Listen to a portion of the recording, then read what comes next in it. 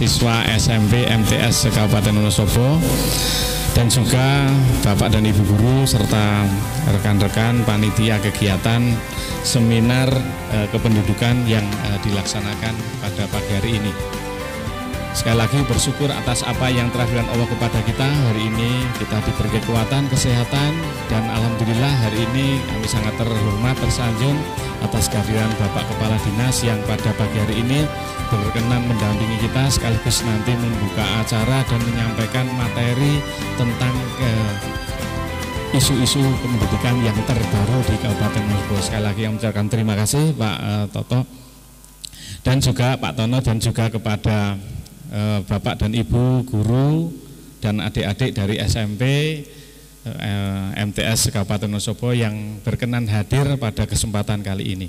Kemudian sholawat dan salam senantiasa tercurah pada junjungan kita Nabi Muhammad Sallallahu Alaihi Wasallam.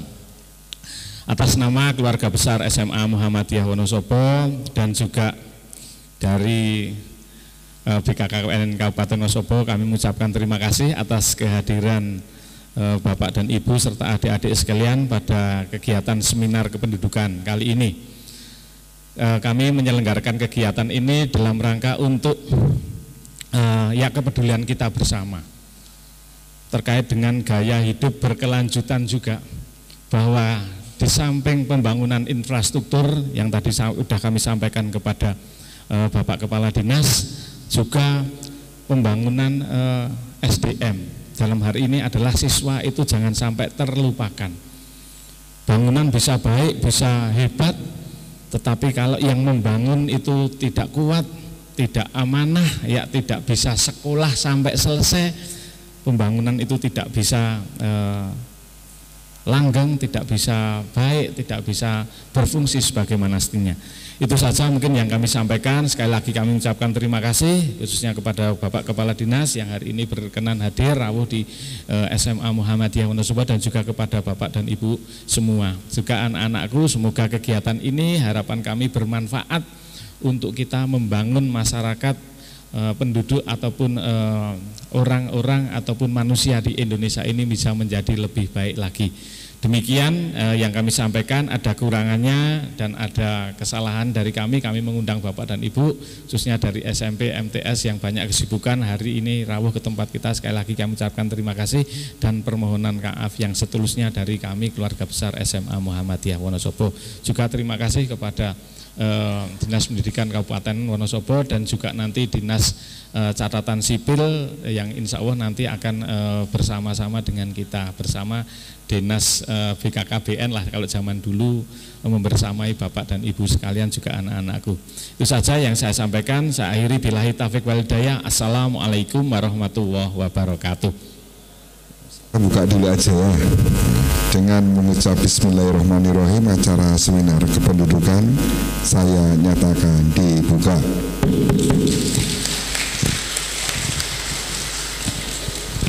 Pegang yang aja ya.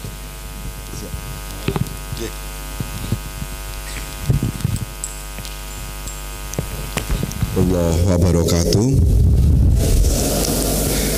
Selamat pagi, salam sejahtera untuk kita semua. Om Swastiastu, Namo Buddhaya, salam kebajikan rahayu. Yang saya hormati Bapak Kepala SMA Muhammadiyah Wonosobo, saya terima kasih. Dan ini kalau saya diundang beliau, saya nggak berani nggak hadir, Pak. Ya anak saya di sini masalahnya. Ya. Yang saya hormati Bapak Ibu guru BK SMP MTS, anak-anakku sekalian dari SMP MTS se-Kabupaten Wonosobo yang saya cintai dan saya banggakan. Juga para panitia, teman-teman dari SMA Muhammadiyah, terima kasih sekali atas pelaksanaan acara hari ini.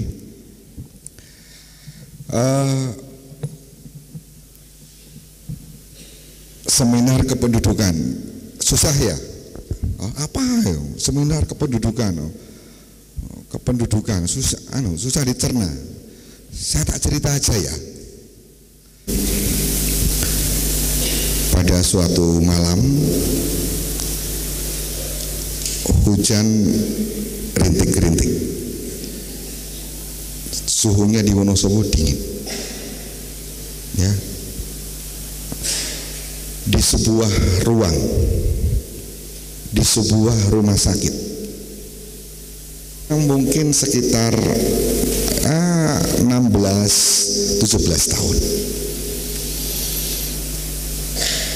Kemudian si perawat menyampaikan kepada si pemuda, silahkan Bapak tanda tangan bahwa Bapak menyetujui istri Bapak akan dioperasi.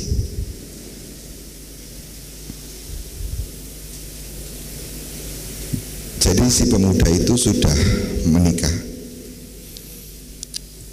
istrinya di dalam ruang bersalin, sudah waktunya akan melahirkan.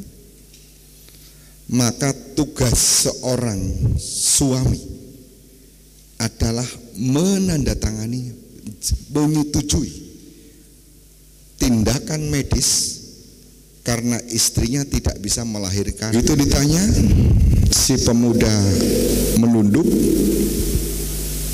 tatapannya kosong, tangan kirinya masih megang handphone dan terlihat game yang sedang dibuka. Istrinya sedang melahirkan, sedang mau akan melahirkan. Skin berubah ke ruangan istrinya. Di ruang operasi, jerit-jerit, sakit toh, mau melahirkan sakit. Keluar kata-kata yang, mohon maaf, tidak semua orang bisa nahan sakit. Keluar kata-kata, kalimat-kalimat yang tidak pantas diucapkan. Saya tidak perlu sebutkan di sini. Sakit yunga, gara-gara bla bla bla bla bla bla.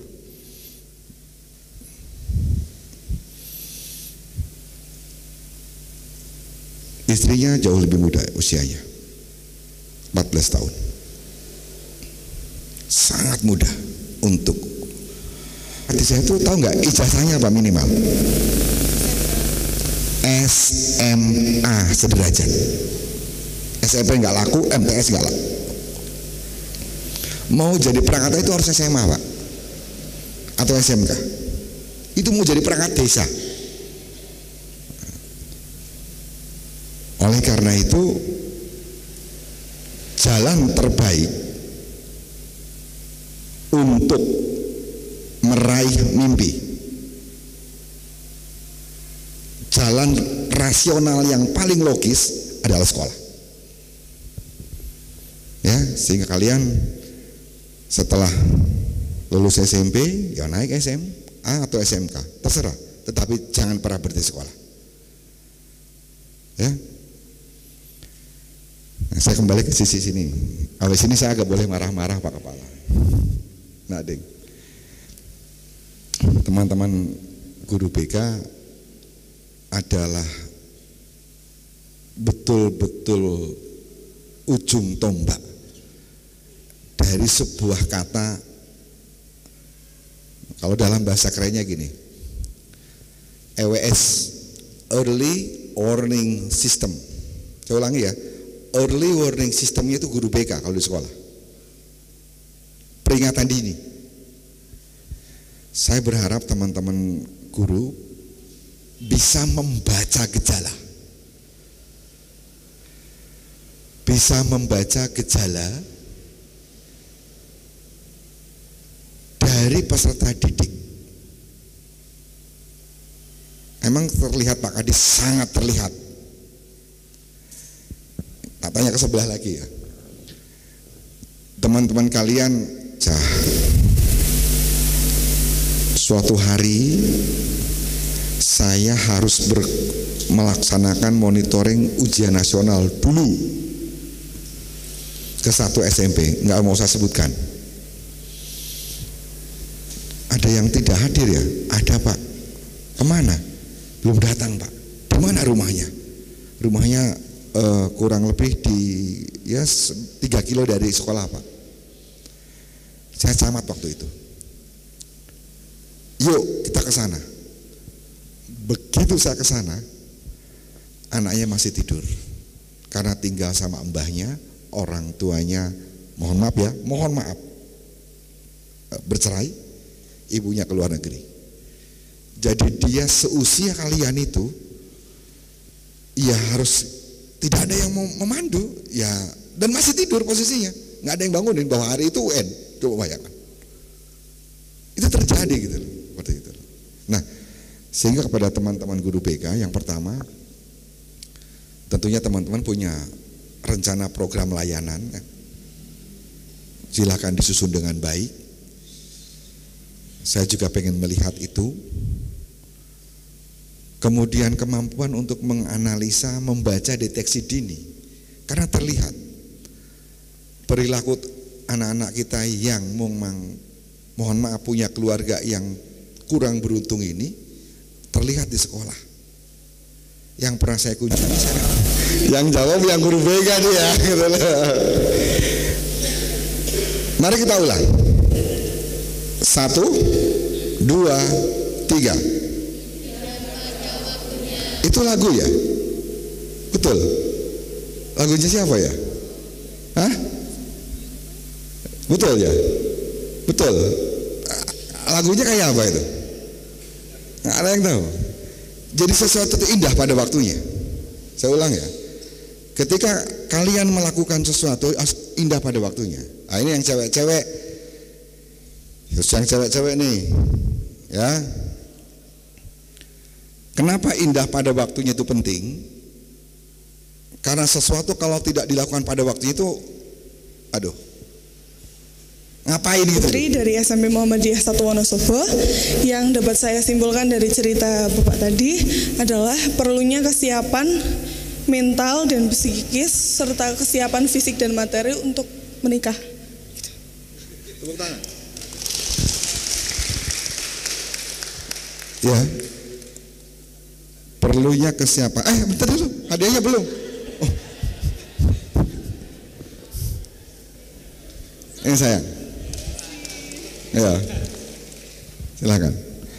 Jadi tadi siapa namanya? Oh, Davina bilang bahwa perlu kesiapan mental dan fisik. Dan saya lanjutkan jawabannya beliau bahwa usia sekolah itu belum siap mental fisik. Saya ulang ya. Tak lanjutkan kalimatmu ya Javina ya. Bahwa perlu kesiapan mental fisik. Lalu kapan? Bahwa usia sekolah itu belum usia yang cukup siap mental fisik. Pokoknya ingat, kalau ada teman-teman kalian yang putus sekolah, hati-hati jangan putus sekolah. Ya, ingat cerita tadi. Para perempuan, taruhannya hidup dan mati. Karena fisiknya belum siap, harus mengandung 9 bulan. Hidup dan mati betul. Hidup dan mati. Ya. Yang cowok angkat tangan. Maju. Maju. Ya. Silakan. Maju ayo. Udah. Yang cowok silakan angkat tangan, yang maju. Silakan Mas. Nah, ini melatih keberanian, ya. Karena di SMP 2. Silakan. Menurut kamu tadi apa yang saya sampaikan, apa yang kamu simpulkan dalam kepala kamu? Bahwa pernikahan dini bukanlah suatu hal yang gampang untuk anak usia dini. Betul. Terus, lalu sebagai siswa kamu ingin menyampaikan apa ke teman-temanmu ke sana? Hal yang ingin saya sampaikan terkait pernikahan dini adalah bahwa kita sebagai generasi penerus bangsa sudah sebaiknya kita mengetahui bahwa kita adalah anak-anak yang masih di bawah umur, sehingga untuk mencegah hal itu kita harus selalu waspada terhadap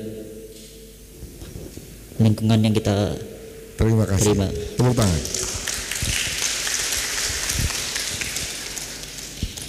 Nah, ini hadiahnya.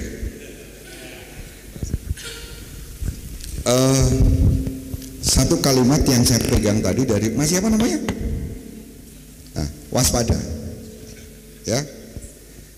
Ini tugasnya teman-teman yang di sini. Juga SMA Muhammadiyah juga punya tugas yang sama. Bahwa jangan bilang tabu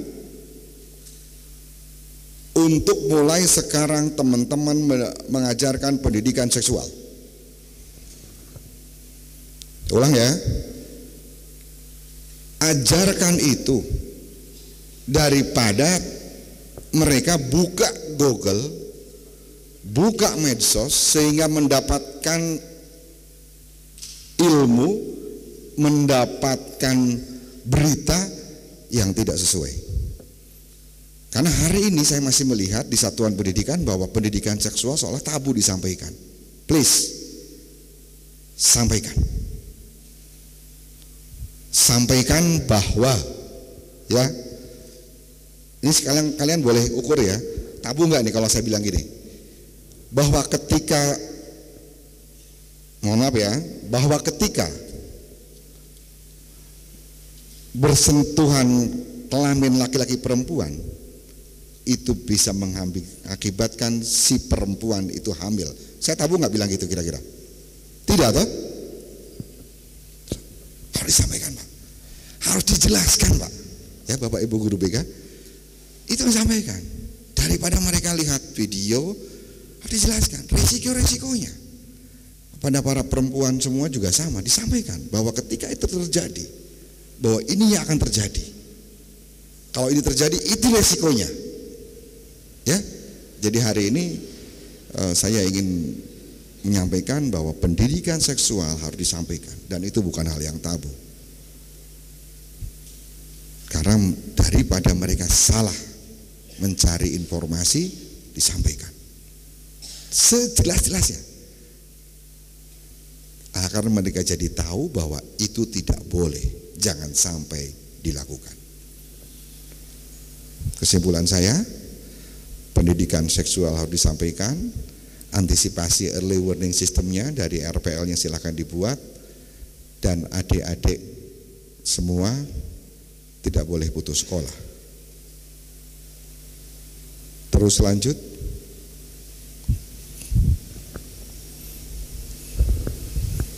Karena hidup itu seperti sebuah pesawat kertas, dan setiap pesawat kertas punya impian. Ada yang bisa nyanyinya? Ada yang bisa nyanyi? Pasti ada yang bisa. Lihat, pesawat kertas. Atau saya harus nyanyi? Gitu. Oke, tapi diikuti ya. Kalau harus nyanyi ya, karena pasti bisa. Mana nggak mungkin usia kalian nggak bisa nyanyi itu. Hidup bagai pesawat kertas, terbang dan pergi membawa impian. Dengan hembusan angin terus melaju terbang. Jangan berhenti karena sebuah pernikahan dini. Terima kasih. Saya Iri. Wassalamualaikum warahmatullahi wabarakatuh.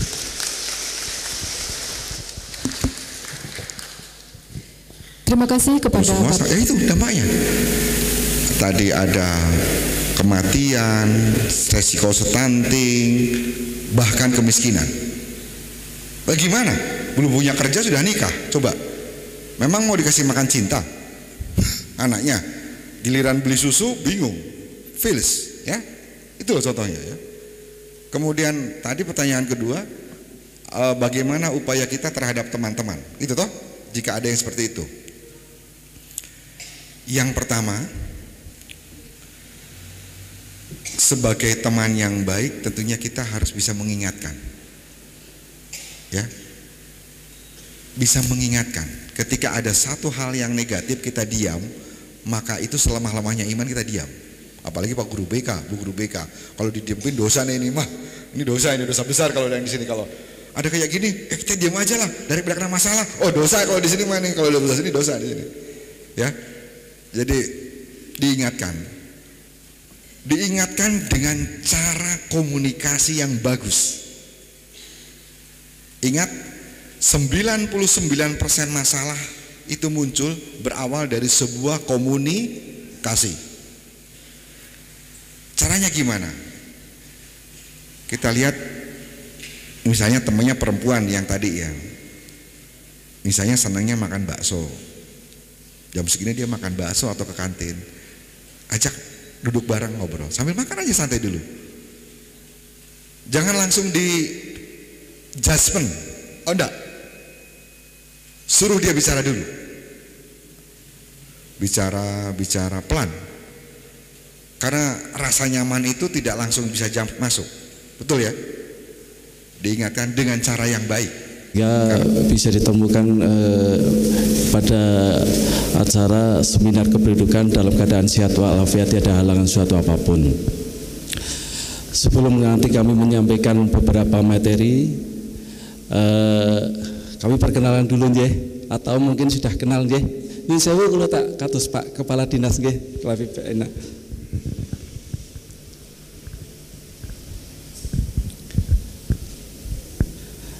Nyun sewu, ada yang sudah kenal? Kalau belum, perkenalkan dulu. Mohon maaf, kami dari Dinas Kependudukan Pencatatan Sipil. Seyogianya yang mau hadir beliau Pak Kepala Dinas sendiri, tapi ada acara mendadak yang tidak bisa ditinggalkan, maka mewakilkan kami sehari-hari sebagai Kepala Bidang di Pelayanan Administrasi Kependudukan. Nama saya Siswanto, tempat alamat di Manggisan Asri, Andong Sili, Kecamatan Mojo Tengah. Masih kependudukannya. Tadi seru ya. Memang kalau kita masalah stunting itu seru, dan kami hampir setiap hari itu didatangi beberapa pasangan suami istri yang mau menikah tapi gagal karena secara usia belum memenuhi persyaratan. Seperti itu, belum. Siapa yang belum punya? Alhamdulillah sudah punya akte kelahiran semua. Karena di zaman sekarang kalau belum punya akte kebangetan. Karena sedang dengan kemudahan untuk bisa mendapatkan akte kelahiran kok belum sampai punya akte kelahiran. Karena itu nanti sebagai dasar untuk semua administrasi kependudukan, termasuk nanti pernikahan juga harus mensyaratkan akte kelahiran. Pendaftar sekolah ke jenjang yang lebih tinggi juga nanti harus melampirkan akte kelahiran. Yang untuk selanjutnya sudah ini usianya masih di bawah 17 tahun ya? Semua ya? Saya tanya lagi, sudah punya kartu identitas anak belum? KIA? Siapa yang belum tunjuk jari? Nggak apa-apa, nanti nggak apa-apa, jujur aja di sini. Belum? Nah, ternyata masih banyak. Masih banyak Bu yang belum. Bapak Ibu sekalian dan adik-adik yang hormati, di kami akan menyampaikan dampak dari pernikahan dini dari sisi administrasi kependudukan. Tadi saya di awal juga menyampaikan bahwa saya sering didatangi bahwa ada yang pernikahannya itu kurang 3 hari, ada yang 1 minggu gagal tidak bisa dilaksanakan. Pak, kula niku pun bagi undangan, kula niku pun pasang teratak napa-napa boten saged dilaksanakan. Permasalahannya banyak sekali. Salah satunya masih di bawah umur. Niki kula badhe rubah, saya mau dirubah aktenya biar saya bisa dicatatkan nikahnya. Itu. Tapi bapak-bapak sekalian yang kami hormati, untuk perubahan akte kelahiran tidak semudah kayak merubah dibusak, dihapus, ditulis, itu kan nggak semudah itu. Jadi tugas catatan sipil hanya mencatat dari sebuah peristiwa, ya adik-adik ya. Hanya mencatat dari sebuah peristiwa. Makanya untuk kaitannya untuk masalah kependudukan nanti kalau membuat KIA maupun KTP diperhatikan dokumennya dimiliki, yaitu nanti ada akte kelahiran, ijazah. Nanti harus disesuaikan dari mulai tanggal, bulan, tahun lahir, dan nama orang tua. Jadi kalau untuk perubahan akte kelahiran itu kami kalau sudah tercatat, sudah diterima, sudah dibawa pulang, perubahannya harus melalui putusan pengadilan. Makanya kan harus perlu waktu dan perlu biaya juga. Tidak mungkin pernikahannya kurang 3 hari dirubah melalui putusan pengadilan langsung dirubah, nggak mungkin. Makanya yang terjadi, makanya nikahnya nikah siri, nikah dulu belum dicatatkan, karena untuk dicatat nggak bisa. Itu aja kalau memang hanya kesalahan nama, tapi kalau kesalahan umur belum bisa, fatal, tidak bisa dilakukan. Harus ada rekomendasi dari pengadilan kasiri secara agama berdampak terhadap anak keturunannya. Nanti keluaran akte anaknya adalah anak seorang ibu. Jadi nama ayah tidak masuk. Apa tidak kasihan? Bahwa dia anak ada bapaknya kandung, ada ibunya kandung. Aktenya ditulis hanya anak seorang ibu, tidak diakui oleh bapaknya. Semua hak anak itu tidak dimiliki, baik hak asuh, hak pendidikan, hak orang tua si ayah tidak mempunyai hak untuk memberikan hak-hak tersebut. Itu kan lebih parah lagi. Makanya saya berpesan tadi yang sampaikan oleh Pak Kadis Pendidikan, bolehlah kita melakukan kalau dalam remaja, tapi sampai ke jenjang pernikahannya pada usia-usia yang sudah ditentukan, 19 tahun ya, 19 tahun. Karena saya itu sering sekali ditangisi yang calon manten itu, karena berdampak Bapak, nanti si anak hak-hak anak tidak terpenuhi seperti itu. Tapi kalau itu nanti pernikahannya sesuai aturan, nanti bisa dicatatkan di KUA. Kalau yang muslim, yang non muslim nanti di Disduk Capil, maka nanti setelah bayi lahir bisa dibuatkan akte lengkap, ada nama ayah dan ibu, secara kependudukan bisa diakui, dan hak-hak si anak juga bisa dipenuhi juga. Karena dari kami lanjutkan materi. Terima kasih. Kita bisa dilanjut nanti dengan materi. Billahi taufiq wal hidayah. Assalamualaikum warahmatullahi wabarakatuh. Waalaikumsalam warahmatullahi wabarakatuh. Di website juga ada, monggo nanti di layanan-layanan Dukcapil bisa konsultasi melalui WA juga bisa, konsultasi langsung ke kami juga terbuka sepanjang nanti kami bisa menyelesaikan, nanti kami selesaikan. Karena perubahan ada 2 macam Bu, ada perubahan dan ada pembetulan. Kalau pembetulan itu bisa dilakukan di Dukcapil tanpa putusan pengadilan, manakala ada data dukung. Pembetulan bukan perubahan. Tapi kalau perubahan dokumen kependudukan jelas harus melalui putusan pengadilan. Kalau perubahan itu seperti apa? Perubahan itu bisa penambahan huruf, itu kan jelas berubah ya. Ada penambahan suku kata dari huruf 1 nama menjadi 2 nama. Ada perubahan tanggal lahir, perubahan bulan, perubahan tahun, itu harus putusan ke pengadilan. Kalau yang pembetulan yang secara kontraris itu aktus itu bisa dilakukan di Dukcapil. Pembetulan misalnya ejaan yang tidak sesuai. CH biasanya H ya, hanya H saja, seperti itu.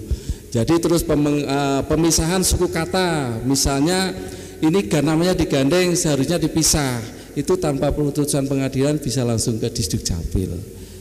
Ngoten Bu, saged pun tampi. Monggo barangkali ada yang lain, itu terbuka untuk semua, khususnya untuk administrasi sudah tidak diobrolkan, jadi langsung ke pusat. Jadi sekarang kalau ada tidak ada kesesuaian antara nik, biasanya niknya namanya dibuka orang lain, itu seperti itu. Itu permasalahannya hanya perlu diupdate. Jadi diupdate. Jadi gini, bisa pengguna itu mungkin bisa pakai offline atau pengguna menggunakan data dari mana sumbernya. Tapi kalau data itu biasanya yang bekerja sama, kalau panjenengan yang bekerja sama adalah Dikdas Pusat. Berarti seperti itu. Jadi yang pusat yang harus mengupdate ke Kemendagri. Kalau Kemendagri setiap saat terupdate Pak. Makanya kalau dari yang pusat tidak mengupdate, makanya harus diupdate dulu. Kami dikonsolidasikan secara manual. Kalau kita dikonsolidasikan tidak serta-merta langsung itu bisa. Di sana juga secara aplikasi juga berebut juga siapa yang masuk dulu. Makanya minimal 2 kali 24. Bapak Ibu sehat? Kok kayaknya loyo, lemah, dereng sarapan? Dereng, Masya Allah. Udah dapat snack tapi? Oh nggak, Alhamdulillah lumayan. Anak-anak apa kabar? Baik, sehat semuanya? Ada yang lemes-lemes? Berarti sehat semuanya ya. Oke, baik. Alhamdulillah rabbil alamin. Pada kesempatan yang berbahagia ini yang saya hormati segenap Bapak Ibu guru BP ya kalau tidak salah. BK. Setelah sekali semuanya BK. Lupa saya. Aduh, ketahuan saya zaman oldnya. Enggak, berarti masih konsentrasi Bapak Ibunya. BK yang kami hormati, anak-anakku semuanya, ini dari seluruh SMP dan MTS Kabupaten Wonosobo, kemudian dari SMA Muhammadiyah, Pak Kepala Sekolah beserta segenap jajaran guru. Kuntet, iya kuntet kata Pak Guru itu. Keluarga berencana serta PPPA Kabupaten Wonosobo akan menyampaikan materi bagaimana upaya pencegahan dan penurunan stunting yang harus kita lakukan bersama. Karena apa? Perlu saya sampaikan, stunting adalah saat ini situasi dan kondisi yang menjadi salah satu persoalan dunia. Bukan hanya Indonesia, bukan hanya Wonosobo, tetapi kasus stunting ini adalah sudah menjadi persoalan dunia, di mana kalau tidak segera kita upayakan untuk mencegahnya dan untuk menurunkan kasus stunting yang sudah ada, ini akan mengancam, bahaya. Ini akan mengancam bagaimana generasi dan masa depan Indonesia ke depan. Tidak hanya Indonesia, dunia juga. Jadi ini adalah permasalahan stunting ini adalah sudah menjadi permasalahan dunia dan juga Indonesia. Baik, tadi yang dikatakan Bapak tidak salah, yang dikatakan sama adik juga benar. Baik, stunting adalah, stunting atau orang mungkin melihat apakah stunting itu kerdil, apakah stunting itu pendek. Jawabannya adalah stunting adalah kondisi gagal tumbuh. Ngertos nggih nek gagal tumbuh? Berarti ora sida modot nggih, salah satunya. Kondisi gagal tumbuh yang terjadi pada anak balita. Ya, pada anak balita yang diakibatkan karena kekurangan gizi secara kronis. Secara kronis, jadi tidak hanya kekurangan gizi dalam jangka waktu sehari 2 hari enggak, tetapi secara kronis dan dalam jangka waktu yang cukup lama. Nah, dan stimulasi psikososial serta paparan infeksi berulang di masa 1000 hari pertama kehidupan. Jadi kekurangan gizi kronisnya, infeksi berulangnya itu terjadi itu tidak. Itu justru nanti jadinya kekurangan gizi, akhirnya anemia, akhirnya lingkar lengan atasnya kurang dari 23,5 cek jal. Ayo ngono. Lingkar lengan atasnya sudah ada lebih dari 23,5 belum? Ayo, oke. Anak ibu-ibu nggak usah diukur. Kita satu frekuensi, Bu. Oke. Itu adalah salah satunya. Next. Nah, apa sih sebenarnya faktor-faktor penyebab stunting yang tadi saya sampaikan secara garis besar adalah karena kekurangan gizi ya, kekurangan gizi secara dalam jangka waktu yang lama. Pada saat 1000 hari pertama kehidupan, ternyata faktor secara teknis ada beberapa yang perlu kami sampaikan. Yang pertama, praktek pengasuhan yang tidak baik. Praktek pengasuhan yang tidak baik itu kadang ibu-ibu, keluarga tidak paham bagaimana memberikan gizi yang baik untuk anaknya, terutama adalah di masa 1000 hari pertama kehidupan. Sekarang banyak ibu-ibu yang males memberikan ASI, mengko ndak melorot, bentuknya wis ora cantik lagi. Kemudian manakala anak sudah waktunya diberikan makanan tambahan, salah pemahaman. Nek bayi sudah mulai dapat makan, malah dikasihnya mengkaro beningan tok. Sih? Sama sop, sama sayur kayak gitu. Padahal di 1000 hari pertama kehidupan, asupan gizi yang paling baik itu adalah 1. Karbohidrat, 2. Protein, baik hewani maupun nabati. Yang ketiga, lemak. Nek anake wis mulai ditulang malah dikei karo bobor, jangan bening to, ora dinehi apa-apa lah nggih. Niku salah satu pola asuh yang baik. Jadi mungkin karena tidak paham, tidak mengerti, bukan karena anemia atau kekurangan darah atau HB-nya rendah di bawah 11 kalau dicek darah itu. Jadi anemia. Itu salah satunya. Kemudian masih banyak anggapan makanan bergizi niku larang, Bu. Jadi kira-kira lemak yo kudu sing iwak, daging, ayam kayak gitu. Padahal lemak apa? Karena sederhana. Ya dari blue band, ya minyak. Oh, nek makan ngasih masake buat baduta itu ya digongso dulu pakai minyak. Itu kan sudah lemak gitu. Protein kita banyak. Dari ikan Wonosobo, semua rumah punya kolam ikan. Tapi ikannya didol, mboten dimam kiambak. Nah, itu masih banyak yang seperti itu. Next. Nah, yang ketiga adalah kurangnya akses ke air bersih dan sanitasi. Wonosobo dereng ODF. Yang rumah, saya pengen tanya, rumahnya yang sudah punya jamban bersepti tank siapa? Anak-anak. Rumahnya yang sudah punya jamban bersepti tank, yang masih punya kolam terus nek BAB langsung ke kolam, ada nggak? Ada enggak? Oh ada. Ngaku. Nah, itu adalah salah satu penyebabnya. Kemudian akses terhadap air bersih juga demikian. Nah, kemudian yang faktor keempat adalah terbatasnya layanan kesehatan. Ini hubungannya dengan ibu hamil sekarang maksimal harus periksa 6 kali. Selama kehamilan ibu hamil harus periksa 6 kali. Nah, ini masih banyak ditemui ibu hamil periksane nek krasa ora penak tok, padahal wajib 6 kali untuk pemeriksaan ibu hamil. Kemudian pasca salin juga demikian. Yang stunting yang kiri, sing sedidik. Nah, harusnya pada saat 1000 hari pertama itu otak itu tumbuh maksimal.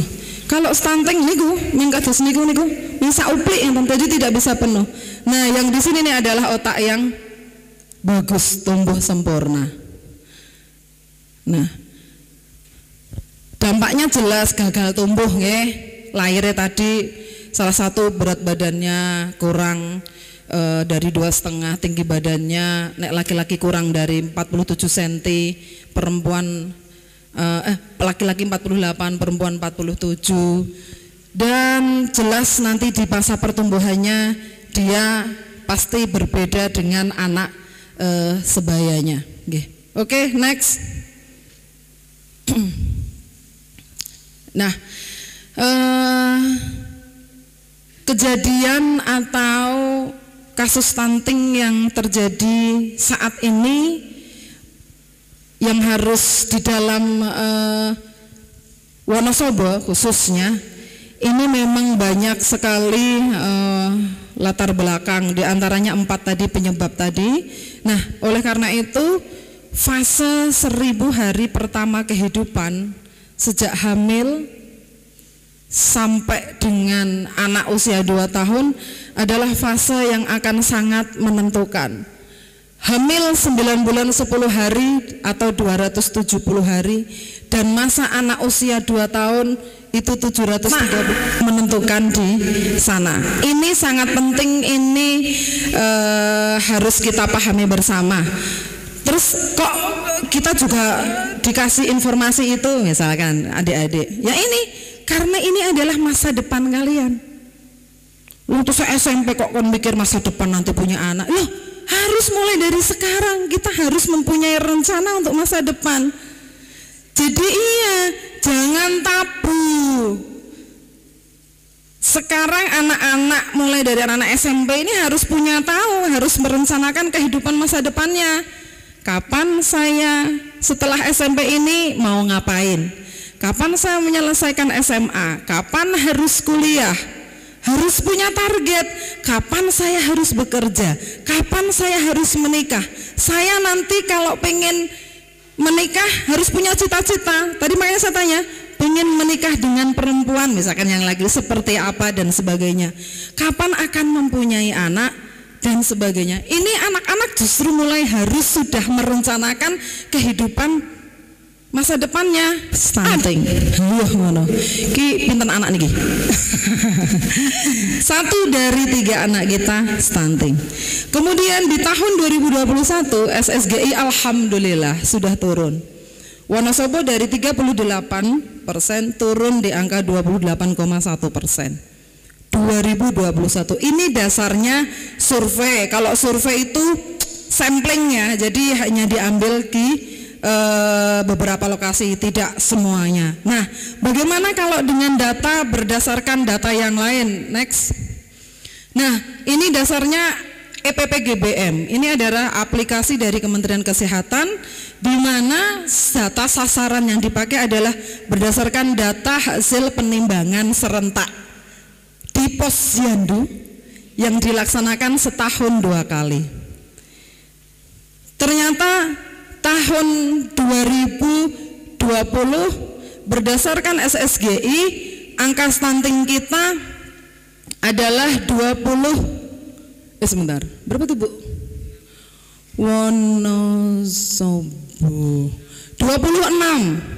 dan tahun 2021 alhamdulillah sudah turun di angka 20,81. Dan ini Wonosobo menempati tertinggi di Jawa Tengah. Wonosobo niku stuntingnya paling tinggi, paling banyak sak Jawa Tengah. Jadi jangan bangga ya Bu, kita ini paling tinggi, stunting kita paling tinggi karena 1 dari 3 anak kita kena stunting. Next, dan data terakhir kami. Nah, hasil penimbangan serentak kemarin bulan Februari tahun 2022, bulan Februari kemarin, alhamdulillah stunting kita turun walaupun sedikit. Kita sudah di angka 19,22%.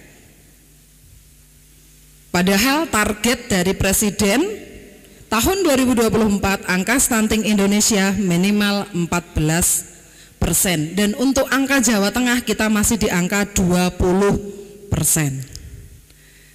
Rata-rata Jawa Tengah. Wonosobo ini alhamdulillah sudah di angka 19,22. Dan terakhir kemarin bulan Agustus, lembaga, organisasi semuanya ikut bergotong royong dalam rangka upaya untuk mencegah dan menurunkan angka stunting.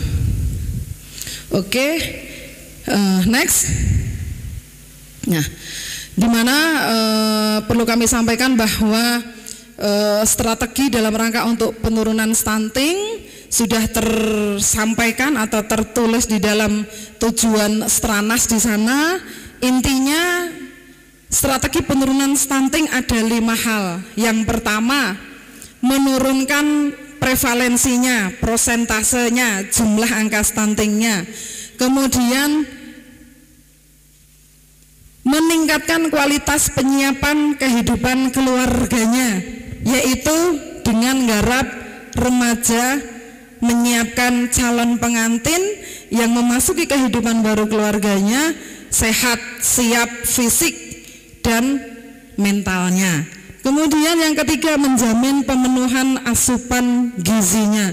Seluruh keluarga yang punya balita, punya balita, punya remaja, ini harus kecukupan gizinya. Kemudian memperbaiki pola asuh. Pola asuh, mungkin di desa-desa bapaknya ke ladang, ibunya ke ladang, anaknya punya baduta atau balita teng omah kalih simbahi napa dimomong Mbak Yune sing penting bocah meneng. Nah, itu yang bahaya. Akhirnya apa? Wis jajan. Sudah mengenal makanan-makanan yang sebelum seharusnya mereka bisa makan, seperti itu. Kemudian meningkatkan akses dan mutu layanan kesehatan dan meningkatkan akses air minum. Siapa sih sebenarnya sasaran dari strategi nasional dalam rangka untuk menurunkan angka stunting? Yang pertama, calon pengantin.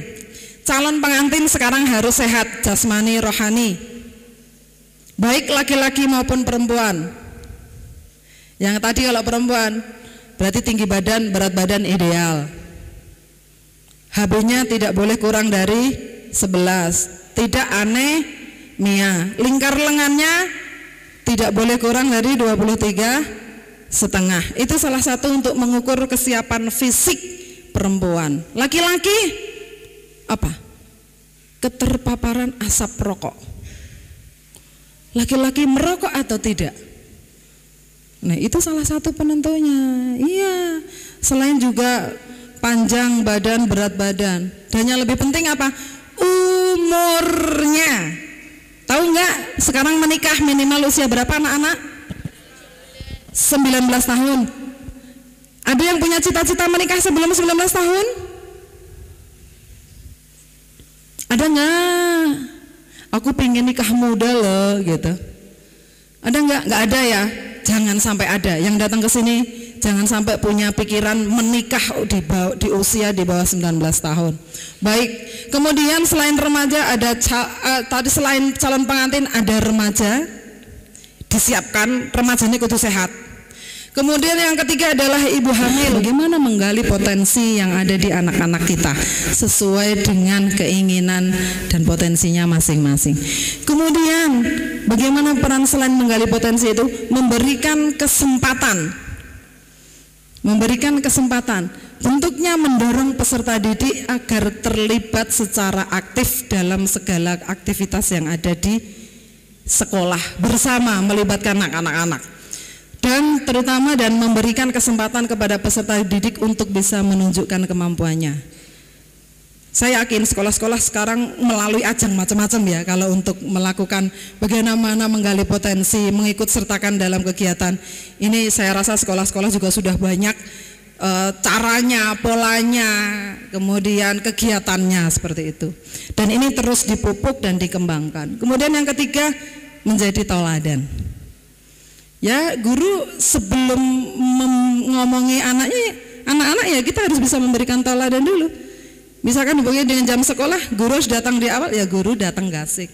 Anak-anak datang, bapak ibu gurunya juga harus sudah datang. Jadi manakala kita menasihati anak, ya guru harus sudah memberikan contoh yang baik dulu seperti itu. Kemudian next. Kemudian memberikan atau mendukung prestasi, bagaimana menciptakan suasana belajar yang tenang dan menyenangkan. Sehingga dengan belajar yang tenang dan menyenangkan, otomatis anak-anak akan tersupport untuk bisa lebih berprestasi lagi. Dan yang berikutnya adalah dukungan emosional. Dukungan emosional itu hubungannya dengan kepedulian guru. Jadi guru harus sekarang, maksudnya guru saat ini harus lebih peduli lagi. Hal yang kecil, kalau piye kabare, nanyain kabar aja, sehat bu, gitu. Gimana kemarin, misalkan habis lomba atau apa, gitu. Menanyakan hal-hal yang kecil itu sudah salah satu bentuk kepedulian guru terhadap misalkan alat dan media belajarnya. Ini guru juga sudah ikut andil dan ikut serta memberikan dukungan di sana. Kemudian berikutnya adalah dukungan informasi. Nah, Guru harus bisa menjelaskan dan menyampaikan konsep-konsep pemahaman-pemahaman yang mungkin bagi anak-anak itu sulit, harus bisa memberikan pemahaman yang betul terhadap anak-anak. Jadi pokoknya jadi guru tuh harus bisa segalanya lah gitu. Ya kudu cerdas, ya pinter, ya humanis, ya sereseh, ya kalau cerewet marang nah gitu. Kemudian adalah dukungan penghargaan. Dalam rangka untuk bagaimana menciptakan suasana yang menarik, suasana yang menyenangkan, suasana yang aman di sekolah dengan anak-anak sehingga anak-anak kita nyaman sekolah, termotivasi melanjutkan sekolah, termotivasi untuk bagaimana merencanakan kehidupan ke depannya. Yang penting saya nitip Bapak Ibu Guru. Tadi yang sudah saya sampaikan, anak-anak sekarang, satu, anak-anak harus punya cita-cita. Yang kedua, nitip ke Bapak Ibu Guru agar bisa memotivasi anak jangan sampai putus sekolah. Minimal SMA, wajar Dikdas 12 tahun, minimal harus diselesaikan anak-anak kita. Dan mulai sekarang ajak anak-anak kita untuk bikin atau merencanakan masa depannya. Mulai dari sekarang harus kita ajak merencanakan masa depan. Misalkan aku kudu rampung rong tahun karena mungkin ada sekolah-sekolah yang ada program apa istilahnya Pak? Akselerasi. Nah, kemudian mungkin setelah itu aku harus kuliah aku pengen jurusan ini karena cita-citaku besok jadi seperti ini dan harus saya selesaikan 4 tahun. Setelah itu aku harus bekerja. Setelah bekerja baru aku mencari jodoh, menikah. Nanti menikah aku pengen langsung punya anak misalkan. Itu memang harus kita ajak untuk anak-anak sekarang untuk merencanakan masa depannya. Jadi merencanakan masa depan itu tidak hanya merencanakan menikah saja, tetapi ya pendidikannya, ya cita-citanya, ya pekerjaannya, ya perkawinannya, ya anaknya, ya pengen kerja jadi apa. Itu adalah dalam rangka untuk merencanakan kehidupan keluarganya. Dan harapan kita bersama mudah-mudahan anak-anak Wonosobo semuanya anak-anak yang cerdas, sehat, bahagia, dan sejahtera. Nah, sebagaimana yel-yel sekolah ramah anak, anak senang, coba dibaca bareng-bareng. 1, 2, 3. Anak senang, bu guru tenang, orang tua bahagia. Ya, terima kasih. Assalamualaikum warahmatullahi wabarakatuh. Asupan gizi. Jadi biar bisa segera nututi. Jadi dia tidak terjerat di dalam stunting yang terus-menerus. Asupan gizinya harus baik. Dijaga jangan sampai sakit. Itu adalah salah satu